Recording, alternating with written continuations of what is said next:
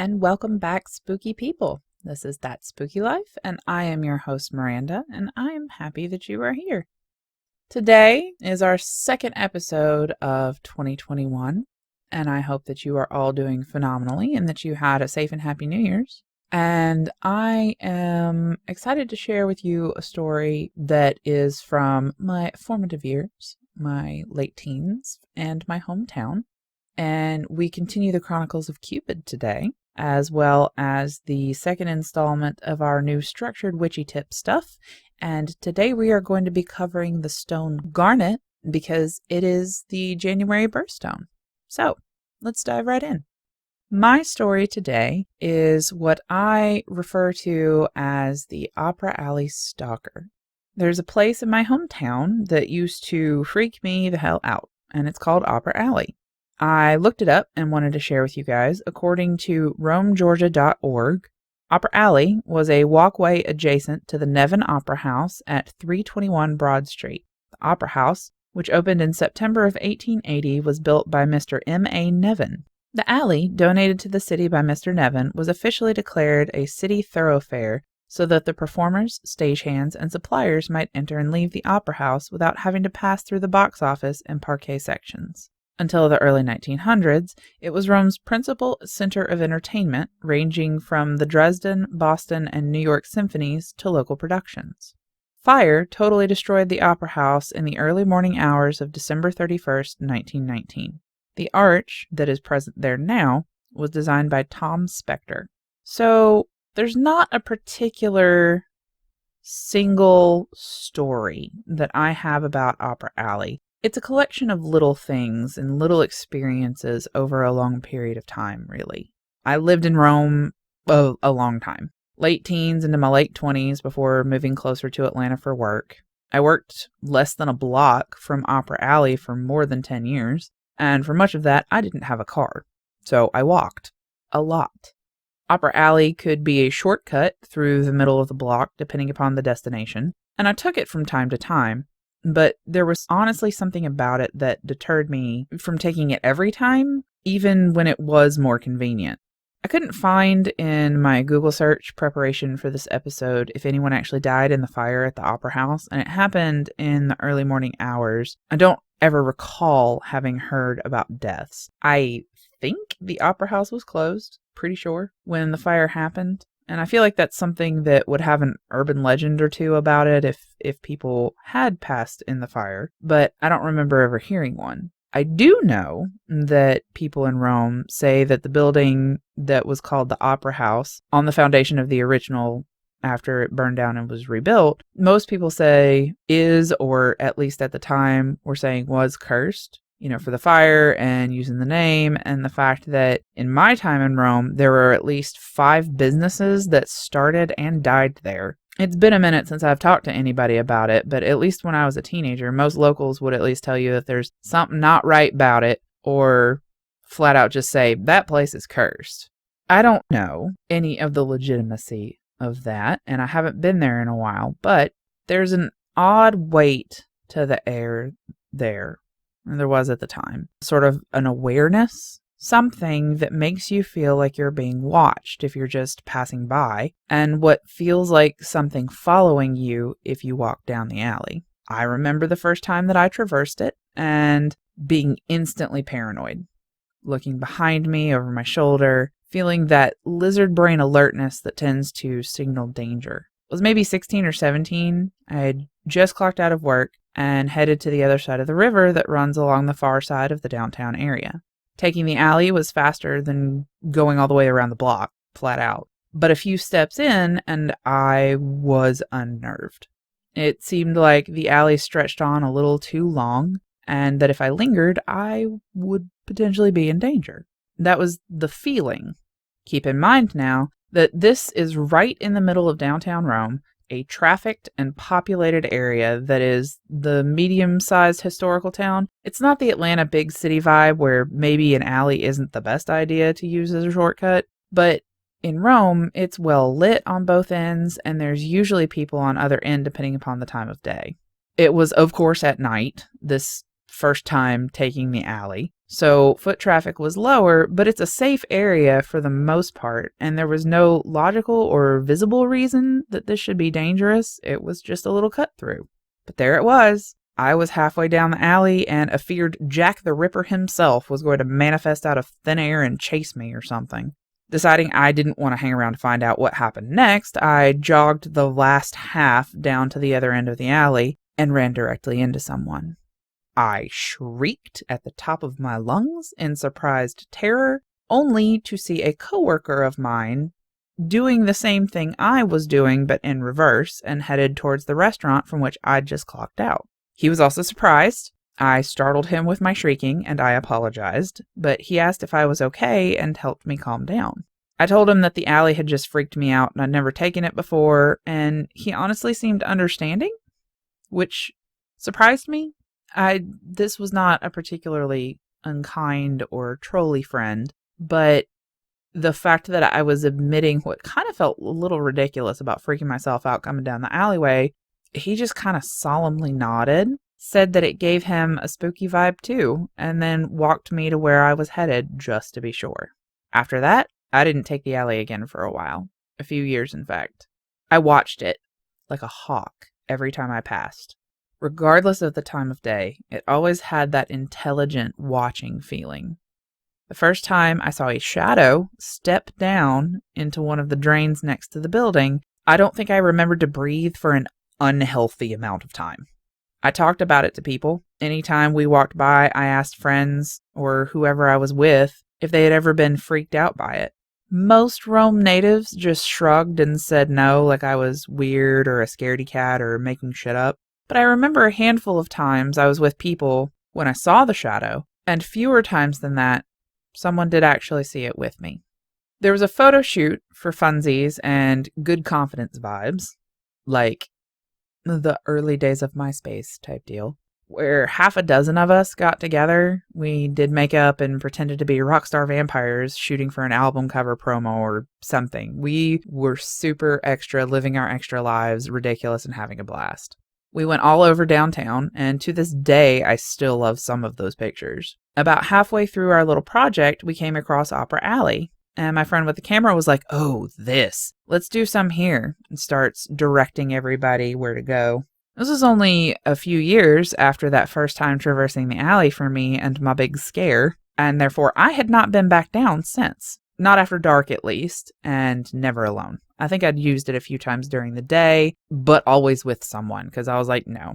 I wasn't alone then either, but it was after dark, and despite the fun that we were having, the foreboding feeling of the alley sliced through my mood.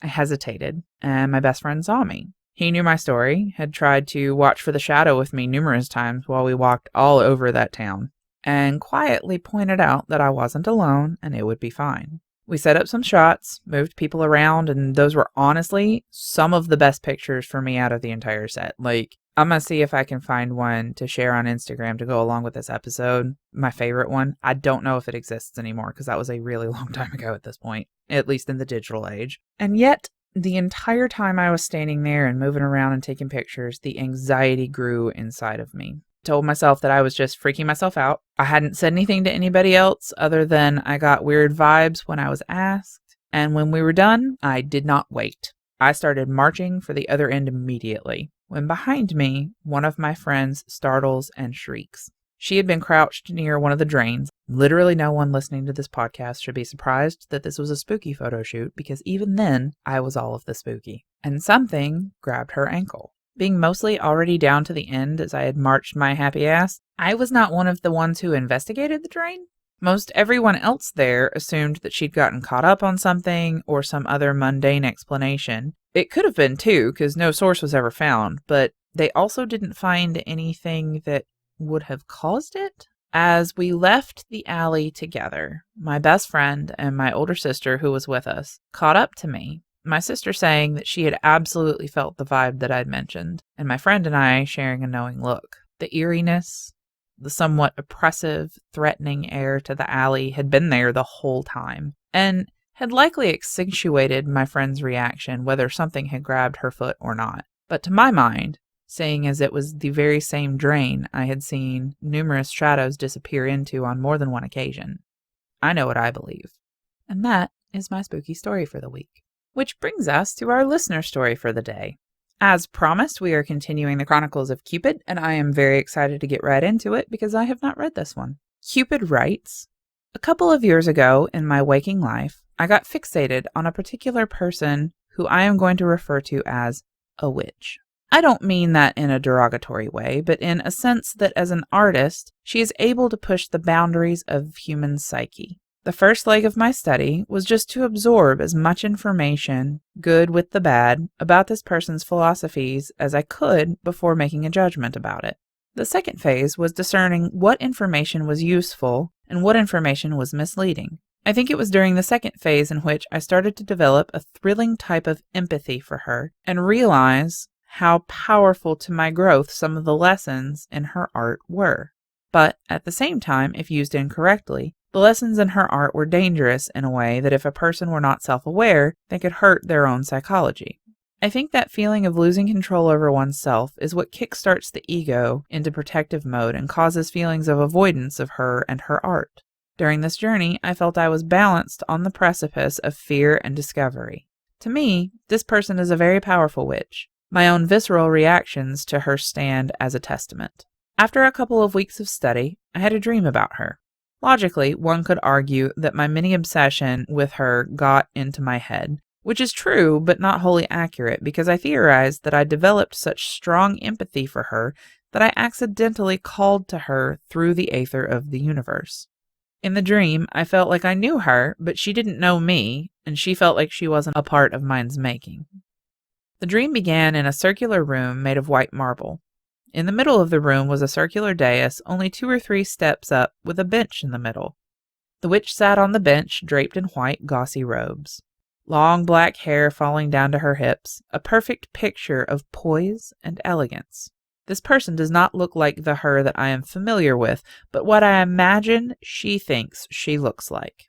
I have a theory that people can rarely manifest themselves the way they really look to others.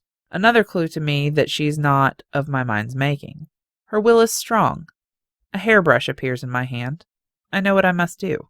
My knees bend automatically, and I kneel beside her and begin running the brush through her silky tresses. I feel that it is her intention to trap me here for all eternity under her will as a servant to brush her hair. That doesn't sound like the me that I know. I stop brushing and look at the hairbrush. No, I've decided I'm done with this. I toss the brush aside and stand to exit stage right out of this dream. As I am walking down the dais, I think to myself, I'd rather go to town than do this. Town is a place I have built inside my head to easily access my subconscious and work things out with both hemispheres. The witch hones in on this phrase enthusiastically. I can feel her ears perk up. She's never heard of that, and she intends to follow me. How could I have been so careless as to think, feel, say that out loud for her to hear? Me? Fine. Okay. I project that, yes, I am definitely going to town. But instead, I transport us both to a boat floating in the middle of the lake right outside of town. The sky is cloudy gray, overcast, and the surface of the lake is perfectly still mirror reflection of the sky. Everything I refuse to face is deep down under the surface. The librarian in town has been helping me to not see this lake as scary, but I hope it's scary to the witch. She stands facing me in the boat. She now has a ball and chain locked around her ankle. I look her straight in the eye and with purpose kick the iron ball off the boat into the water. We both watch the chain uncoil into the depths, and the last inches take her with it, and she disappears below the calm surface. Ha! I think smugly. Then the gravity of what I've just done sets in. All her art, all her interviews and philosophies? No, she'll be very comfortable down there.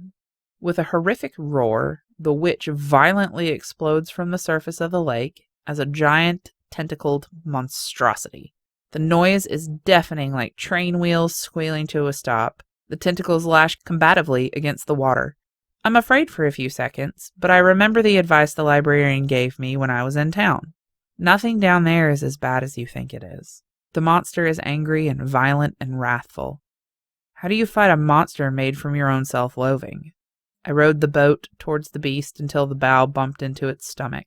I went to the front of the boat and threw my arms up in a loving embrace, and forgave it. Then I woke up.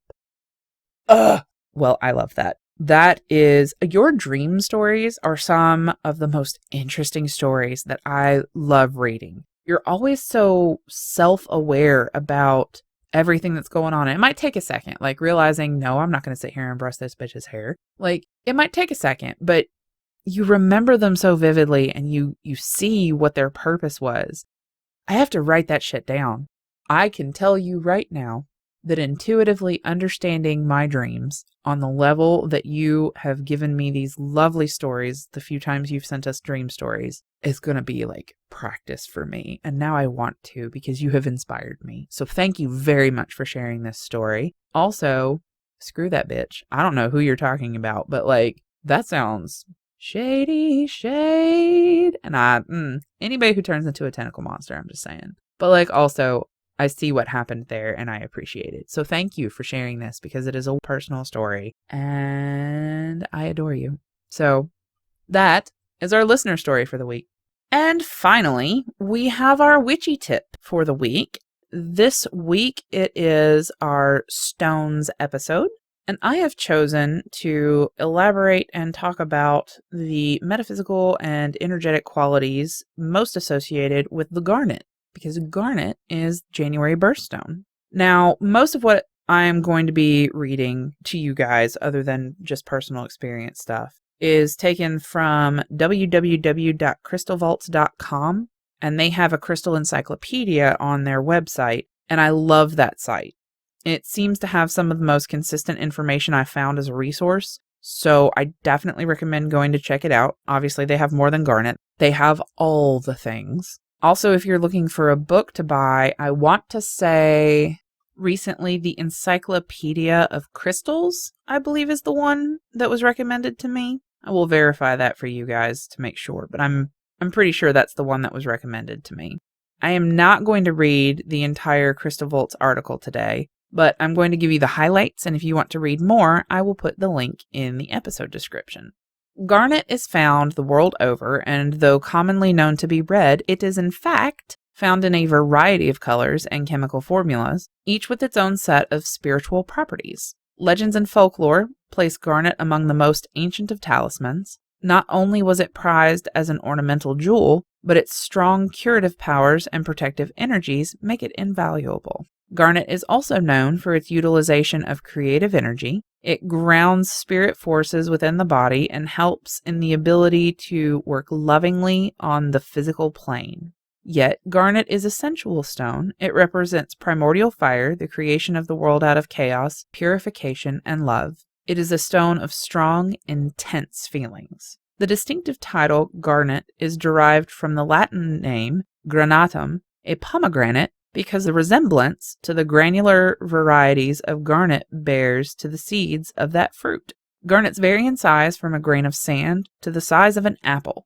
According to the Roman historian Pliny, the large, dull-colored carbunculus of India, a variety of garnet, used to be hollowed out into vessels which would hold as much as a pint.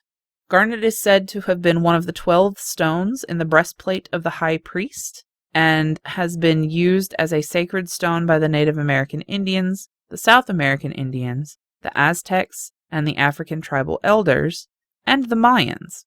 It acts with speed to expand one's awareness due to the flash of lightning contained within, and it enhances one's internal fire to bring creative powers to implementation.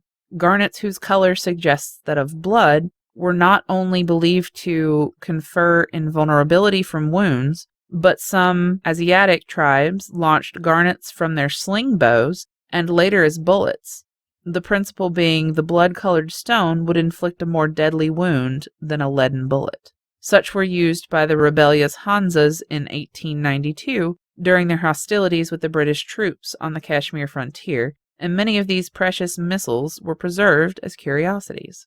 Today, garnet is not only worn ornamentally as a beautiful gem, but is used widely in industrial markets, from watch gears and scientific instruments to sandpaper and abrasives. So personally, garnet is one of my favorite stones. My grandmother and my oldest brother have January birthdays, as does one of my little sisters. my best friend from elementary school, one of my best friends now, everybody born in January. I got garnets. I got people with garnets all over the place. But I personally always remember my grandmother's garnets from childhood that she prized so much because they were her birthstone and she had some beautiful pieces. It was just one of the things that I was raised around that I ended up coming to love in my own, adult life.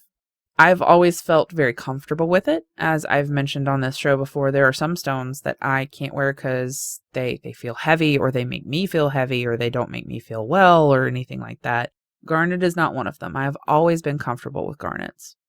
Garnet is a powerful, energizing, and regenerative stone. It balances, strengthens, and protects. While it is one of the most plentiful stones, it has several forms according to its mineral base, and in addition to all of the healing and spiritual properties listed in this article, each type has additional properties listed on its specific page, and they have all of the different pages linked, and I will just read the overviews, but I do absolutely recommend going and taking a look at each different kind if you're interested, because somebody put a lot of really detailed effort into all of this.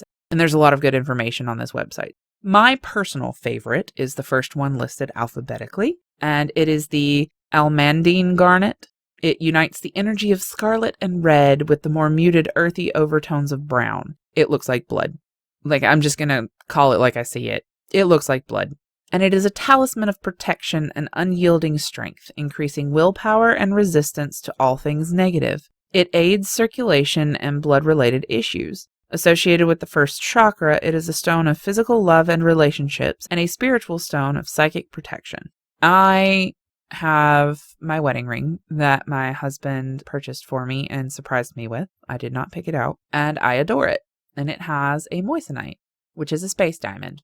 I'll get into that story at some point probably. But I have lost a lot of weight and figured out some health issues that I had since we purchased my wedding ring. And because I have metal allergies, I have to have sterling silver, which is a very soft metal, which means that around here, it's very hard to find someone who can size a ring that is now so large that if I ever so slightly gesture with my left hand, my wedding ring goes flying. And I have been afraid since that point that I was going to lose it. So a few years back, purchased myself a wedding set that has a garnet engagement ring and a garnet band so that I can have something that indicates my marital status, doesn't bug me to wear, and also means that while I adore my wedding ring and would much prefer to wear it, that until I can find someone to size it, I have a set of jewelry that I can wear. And he asked me why I picked garnet, and I wasn't going to cite all of the metaphysical stuff to him. I told him it was my grandmother's birthstone, and it was one of my favorite stones to look at. Something else that I love about garnet is that the more you wear it, it darkens over time. My grandmother had had some of her garnets for so long that they looked almost black. Mine, I've been wearing them on and off now for a number of years, and the little band with the small garnets in it, most of them have started to look black. And the bigger stone in what would be the engagement band has definitely darkened as well. You can still see the red in it, very lovely. But it is an almandine garnet, or almandine. I'm not sure. The second type of garnet listed is an andradite garnet. It's well grounded in Earth's elemental colors of green or olive, dark yellow, and black. A spiritual stone of higher thinking and self-empowerment, it is also a stone of strength and safety. Associated with the base, heart, and solar plexus chakras, it dissolves feelings of isolation or alienation and attracts intimate encounters with others. The grossular garnet exemplifies hope, empowerment, and all things nurturing from Mother Earth. It ranges in sunrise colors of yellow, golden, orange, scarlet, and red, and the more popular shades of lush green. It is a stone of prosperity and abundance, encouraging gratitude and service to others. The pyrope garnet is a mesmerizing stone described as living fire. Its crystals range in color from rose red to deep crimson, including shades of scarlet, violet, and even indigo. Pyrope, or pyrope, I think it's pyrope, or pyrope, is my other favorite kind of garnet because it honestly looks like what you would normally think of when you see a ruby. Like, it is that bright red. Also, red is my favorite color. There's also the spessarantine garnet, and the uvarovite garnet. The spessarantine is more orangey. The uvarovite is more of like an emerald green color. And they all have different purposes. Again, I'm going to leave the link down in the description of the episode so that if you guys want to go check out garnet specifically, you can. However, it is a wonderful stone with passion, creativity. It can help you be grounded. It's depending upon the kind that you have, obviously it's got more specialties. But in general, to me, garnet is strength, grounding, anchor you, but not in a way that holds you back, while stoking your passion and those intense feelings that drive you forward. It allows you to not burn out because it also helps keep you grounded. And for me, it is one of my favorite stones to wear. And in addition to everything that I've shared, it always makes me think of my family. My grandmother, my brother, my sister, my besties. You know, your mileage may vary. It's different for everyone. Who knows? But if you're looking for something to help you stay inspired while also keeping your feet on the ground, I would recommend garnet. Also, if you ever wanted to make bullets made of precious stone, apparently.